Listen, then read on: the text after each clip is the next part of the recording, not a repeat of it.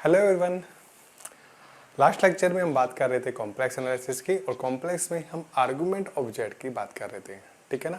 तो argument of Z में हमने बात की थी कि प्रिंसिपल आर्गुमेंट ऑफ जेड क्या होता है, आर्गुमेंट ऑफ जेड क्या होता है और सिंपली आर्गुमेंट ऑफ जेड और argument of principal argument of Z कैसे फाइंड किए जाते हैं इजी वे में, हम इन सब की बात की थी।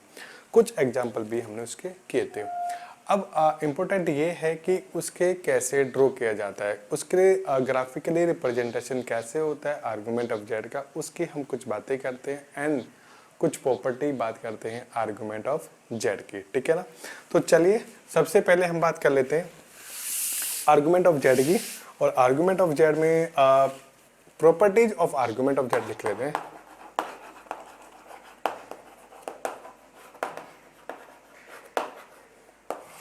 Property of argument of Z, ठीक है या है ना। तो देख लेना यहाँ पे properties of argument of Z की बात करते हैं। तो सबसे पहले तो यही होती है, अगर Z1 Z2 आपका कोई भी कॉम्प्लेक्स नंबर है, सी से ऑब्वियस है Z1 Z2 नॉन जीरो है, then argument of Z1 Z2 equal to होता है आर्गुमेंट ऑफ Z1 प्लस का argument of Z2। Basic property है। Second, argument of Z1 upon Z2 this equal to argument of Z1 minus argument of Z2। And third obvious है, यहाँ पे भी आपके non zero लेके चल रहा हूँ। And third most important argument of Z1 की power m not equal to m into argument of Z। Generally ये इक्वल नहीं होता, हो भी सकता है और नहीं भी, ये डिपेंड करता है आपका Z पे, ठीक है। सबसे पहले सबसे important and the fourth the most important, हम इससे पर ऐसे लिख सकते हैं कैसे कि आर्गुमेंट ऑफ जेड की power m equal to argument of Z plus argument of Z plus argument of Z plus dot dot argument of Z m times. अब बोलोगे कि इसमें क्या अंतर है, अब भी तो यही मतलब है। नहीं, इन दोनों में बहुत अंतर है, इन दोनों में बहुत अंतर है। वो क्या है हम अभी आपको बताने वाले हैं। तो first one simply argument of Z1 into Z2 equal to argument of Z1 plus argument of Z2। The second one argument of Z1 upon Z2 equal to argument of Z1 minus का argument of Z2, ठीक है। And argument of Z की power m obvious से मैंने natural number से लिया यहाँ पे, not equal to generally m into argument of Z, नहीं होता जनरली ऐसा। एंड आर्गुमेंट ऑफ Z की पावर m, बट इसे हम ऐसे हमेशा लिख पाएंगे, ठीक है। बस यही थोड़ा माइंड में आता है कि ये ऐसे क्यों होता है, ठीक है। देख लेते हैं। तो सबसे पहले मैं इसका हल्का सा एक प्रूफ देने वाला हूँ। Z1 मेरे पास है तो उसे लिख लिया r e की पावर i थीटा 1, ठीक है। Z2 मैंने लिखा r e की power i theta 2। Argument of Z1 क्या है आपका थीटा 1 प्लस का 2n पाई और आर्गुमेंट ऑफ Z2 क्या बना यहाँ पे थीटा प्लस का 2m पाई लिख लेते हैं, ठीक है। डन। चलिए नाउ Z1 इंटू Z2 अगर हमने किया तो क्या होगा, R1 R2 e की power i theta plus 1 theta 2 होगा। अगर यहाँ से हम बात करेंगे तो argument of Z1 into ZB will be theta 1 plus का थीटा 2 प्लस का 2m पाई लिख लेते हैं या k पाई लिख लेते हैं, कोई फर्क उससे पड़ता नहीं है, ठीक है। समझ में आया, या m पाई ही लिख लेते, कोई फर्क उससे पड़ता नहीं, जस्ट नोटेशन। और n आपका बिलोंग्स टू नेचुरल नंबर कर रहा है, ठीक है, इंटीजर्स कर रहा है। चलिए अब एक काम कर लेते हैं, इसमें क्या कर लेंगे 2n पाई ऐड कर लेंगे और 2n पाई सब्ट्रैक्ट कर लेंगे। तो this will B theta 1 plus का थीटा 2 प्लस का 2n पाई प्लस का 2m पाई माइनस का 2m पाई, ठीक है। और इसे इसके साथ ले आते हैं बेचारे को, है ना, और प्लस हो जाएगा थीटा 2 प्लस का m माइनस m। n और m इंटीजर से बिलोंग कर रहा है तो ऑब्वियस है उनका सब्ट्रैक्शन भी इंटीजर से होगा, सब कुछ अटेंड करेगा, कुछ भी ड्रॉप नहीं करेगा। तो ये हो जाएगा 2k पाई। ऑब्वियस है यहाँ पे m जो आपने n लिखा है या m जो भी लिखा है आपने, ठीक है, ठीक है। चलो और m और यहाँ पे k क्या से बिलोंग करेगा, इंटीजर से, ठीक है। तो ये क्या बना, आर्गुमेंट ऑफ Z1 बना और ये आर्गुमेंट ऑफ Z2 बना। This implies argument of Z1 into Z2 equal to होगा आपका argument of Z1 plus argument of Z2। Done. कुछ भी इसमें प्रूफ करने वाला ऐसा खासा नहीं था। सिमिलरली अगर यहाँ पर अपोन में करूँ तो अपोन में चला जाएगा और ये θ1 माइनस का θ2 आ जाएगा और यहाँ से इजीली आप इसे प्रूफ कर पाओगे। ठीक है, चलिए। तो ये तो खासा इंपॉर्टेंट नहीं था, आपको हर एक बुक में मिल जाता है, कोई बड़ी इसमें बात नहीं है। चलिए अब बात करते हैं हम इसे सेकंड वाले की, जो आपका ये वाला इंपॉर्टेंट है। चलो ये वाला इंपॉर्टेंट है तो हम ले लेते हैं एक एग्जाम्पल ले लेते हैं और समझते हैं हम उसे। मैंने एक एग्जाम्पल लिया और एग्जाम्पल के तौर पे क्या लिया भाई, Z1 इक्वल टू -1 लिया और Z2 इक्वल टू आइटा लिया। चलिए Z1 इक्वल टू -1 लिया और Z2 इक्वल टू आइटा मैंने ले लिया है। ठीक है, अब एक नहीं, चलिए एक काम करते हैं, Z इक्वल टू आइटा ले लेते हैं। ठीक है, और M इक्वल टू 2 ले लेते हैं। तो Z स्क्वायर क्या बनेगा भाई, माइनस का 1 बनेगा। ठीक है, तो argument of iota equal to argument of Z equal to argument of iota. Iota का आर्गुमेंट कितना होता है, π/2 प्लस का 2n पाई और n बिलोंग्स टू आपका इंटीजर होगा। डन। चलिए, और this imply 2 into argument of Z, ये आपका आ जाएगा 2 इंटू π/2 प्लस का 2n pi such that n belongs to integer। मतलब हर एक एलिमेंट पे आप क्या करोगे, 2 से मल्टीप्लाई करोगे और ये आपका आ जाएगा पाई प्लस का 4n pi such that n belongs to integer। चलिए, ये तो आया 2 into argument of Z and देखना है यहाँ पे argument of Z square, argument of Z square will be argument of -1 और ये क्या होगा, -1 कहाँ होता है, लाइक करता है, -1 तो यहाँ पे होता है, तो ये एंगल कितना होता है आपका, पाई होता है, तो पाई होता है तो this will be pi plus का 2n pi such that n belongs to integer, या m लिख लेते, कोई दिक्कत नहीं है इसमें। अब दोनों को देखो ध्यान से, ये एक सेट है। अगर मैं इसमें बात करूँ, पाई आएगा, पाई प्लस का 4 पाई आएगा, पाई प्लस का 8 पाई आएगा, एंड डॉट वो चलता रहेगा और सिमिलरली इधर आएगा। और अगर मैं इसकी बात करूँ तो ये आएगा पाई प्लस का 2 पाई एंड डॉट ये चलता रहेगा। क्लियर और नॉट? यहाँ पे देख रहे हो 2 पाई प्लस का 2 पाई आ रहा है, पर इसमें कभी नहीं आने वाला। ऑब्वियस है, इसमें जो मल्टीपल आएंगे, ऐड हो रहा है 4 का मल्टीपल ऐड हो रहा है और इसमें जो ऐड हो रहा है 2 का मल्टीपल ऐड हो रहा है। इसका मतलब ये है, ये दोनों सेट कभी इक्वल नहीं हो पाएंगे। This always contained in this, मतलब 2 into argument of Z content कर रहा है आर्गूमेंट ऑफ, स्ट्रिक्टली कंटेनमेंट है आर्गूमेंट ऑफ Z स्क्वायर में। समझ पाए? तो दिस इंप्लाइज, आप कह सकते हो this implies argument of Z square not equal to 2 into argument of Z। समझे कि नहीं समझे? समझ गए होंगे। ठीक है, तो generally they are not equal. Argument of Z square not equal to 2 into argument of Z। ऐसा क्यों हो रहा है भाई, ऐसा क्यों हो रहा है? थोड़ा सा और ध्यान से हम इसे समझेंगे। ठीक है, ऐसा ठीक है, थोड़ा और हम ध्यान से समझेंगे। क्लियर ना यहाँ तक? ठीक है, अब आगे हम बात करते हैं।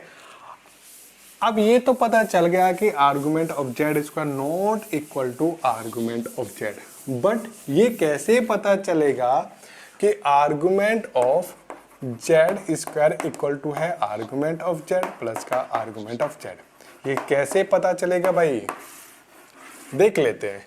Z की वैल्यू आपने आइटा तो ली थी, तो आर्गुमेंट ऑफ आइटा जो आपने निकाला था दिस इक्वल टू π/2 प्लस का 2n पाई आया था और n बिलोंग्स टू इंटीजर आया था। ठीक है, और आर्गुमेंट ऑफ Z स्क्वायर जो आया था आर्गुमेंट ऑफ माइनस आइटा आया था, -1 आया था, और ये पाई प्लस का 2n pi such that n belongs to integer आया था। क्लियर? इसे देखोगे तो इस सेट को जब देखोगे तो ये आएगा π/2 प्लस का 2 पाई और π/2 प्लस का 4 पाई एंड डॉट चलता रहेगा, और π/2 माइनस का 2 पाई और ये ऐसे चलता रहेगा। क्लियर ना। अब एक काम करते हैं, आप ऐड करके देखो इसे कि argument of iota plus argument of iota, ये दो सेट है, इस सेट को दो बार ऐड करो, इस सेट को दो बार ऐड करते हैं, तो इसी को जब इससे ऐड करोगे तो पाई आ जाएगा, इसको जब इससे ऐड करोगे तो पाई प्लस का 2 पाई आएगा, 4 पाई नहीं आएगा अभी। इसको जब इससे ऐड करोगे तो आएगा पाई प्लस का 4 पाई, एंड डॉट डॉट डॉट ऐसे ही चलता रहेगा, और ये इक्वल टू आ जाएगा आर्गुमेंट ऑफ जेड स्क्वायर के।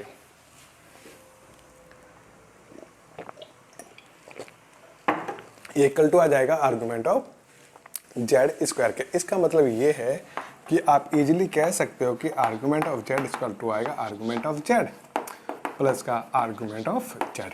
ये बड़ा इंपॉर्टेंट है भाई, ये बड़ा इंपॉर्टेंट है क्या कि आर्गुमेंट ऑफ जेड स्क्वायर को हम नहीं लिख पाते 2 into argument of Z, but we can write argument of Z plus argument of Z 2 time, उसे ऐसा हम लिख सकते हैं। इधर क्लियर। चलिए, ये तो बेसिक प्रॉपर्टी थी आर्गुमेंट ऑफ जेड की। अब ना प्रिंसिपल आर्गुमेंट ऑफ जेड की बेसिक प्रॉपर्टी कर लेते हैं। ये और भी तकलीफ देने वाला है भाई, ये इससे भी ज्यादा तकलीफ देता है।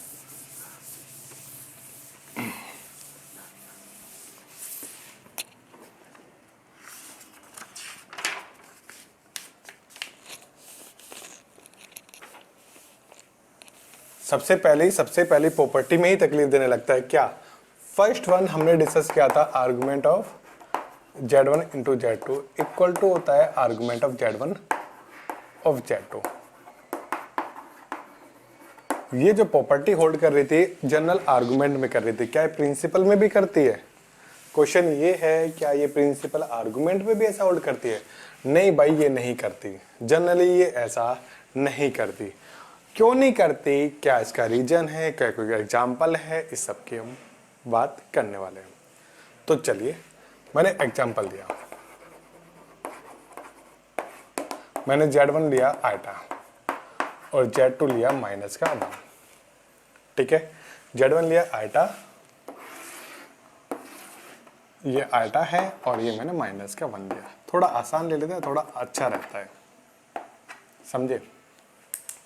ये z1 है तो एंगल आप देख पा रहे हो इजीली आपका π/2 है, और ये एंगल आपका पाई है, तो आप देख पा रहे हो दिस इम्प्लाइज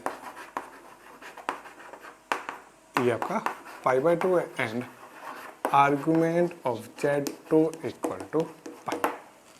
ऐड कर लेते हैं, आर्गुमेंट ऑफ z1 प्लस का argument of z2 equal to बनेगा पाई प्लस का π/2 कोई तकलीफ नहीं है। और प्रोडक्ट करोगे, argument of z1 into z2 की बात करो तो क्या आएगा भाई, आर्गुमेंट ऑफ का माइनस का आइटा, माइनस आइटा क्या होता है, यहाँ पे होता है, और ये एंगल हम इधर से लेके चलते हैं, दिस विल बी माइनस का π/2, तो इसका एंगल आया माइनस का π/2। समझे कि नहीं समझे। और both and not equal to pi plus का π/2, minus π/2 not equal to pi plus का π/2। ये क्यों हो रहा है और ऐसा कब कब होता है, ये हम ध्यान रखेंगे, उसी के ब्याह पे हम इस पे रिजल्ट बना लेंगे। देखो, अगर मैं बात करूं टोटल एंगल की, पहले z1, z यहाँ से यहाँ तक आया, z1 पे दिस एंगल इज π/2, और फिर वो पाई, क्योंकि z2 मेरे पास एंगल कितना था, मेरे पास z2 का एंगल कितना था आपका पाई था, तो चल के यहां से यहां तक आ गया, ठीक है। π/2 प्लस का पाई मतलब 3π/2 आ गया, यही हमने लिखा भी है, कोई दिक्कत नहीं है। एक्चुअली ये z1 z2 भी आया उसी पॉइंट पे ही है, कहाँ है वो, इसी पॉइंट पे ही है, बट दिक्कत ये है कि एक इधर को घूम के आया और एक इधर को घूम के आया है, ठीक है। और जो हमने डिसाइड किया था स्टार्ट में, क्या डिसाइड किया था कि हम पूरे ग्रुप में, पूरे कॉम्प्लेक्स में फॉलो करेंगे कि जो आपकी आर्गुमेंट ऑफ जेड की लिमिट है -π से π तक ही रहने वाली है। मींस जब जब आर्गुमेंट ऑफ जेड π से क्रॉस होता है, हम ना इधर से आना पसंद नहीं करते, हम इधर से आते हैं। यही रीजन है कि वो दोनों है तो एक ही पॉइंट पे, है तो एक ही पॉइंट पे, पर अगर मैं बात करूं आर्गुमेंट की टोटल वैल्यू की, एक की value pi plus pi by 2 है और एक की वैल्यू माइनस, एक की वैल्यू क्या है माइनस का pi by 2 means argument of Z1 principal argument of Z1 plus का Z2 का जो सम है वो ऑब्वियस है, यहाँ पे कितना आ रहा है पाई प्लस से पाई बाय 2 है, और उनका जो प्रोडक्ट का आर्गुमेंट है वो माइनस का पाई बाय 2 आपको मिल रहा है। इसका मतलब ये है कि जब जब ऐसा होगा, जब जब ऐसा होगा कि आर्गुमेंट ऑफ Z, चाहे Z आपका किस फॉर्मेट में हो, प्लस की फॉर्म प्रोडक्ट की फॉर्म में हो या कैसे फॉर्म में हो, कुछ से फर्क नहीं पड़ता, जब जब उनका आर्गुमेंट का सम, जब जब उनका आर्गुमेंट का सम किससे रहेगा, पाई से बड़ा होगा और माइनस पाई से छोटा होगा, क्योंकि माइनस पाई से छोटा हुआ तो वो इधर से चला जाना स्टार्ट हो जाएगा, फिर मेरे पास बाउंडेशन आ जाएगी, तो माइनस पाई से छोटा नहीं होना चाहिए और पाई से बड़ा नहीं होना चाहिए।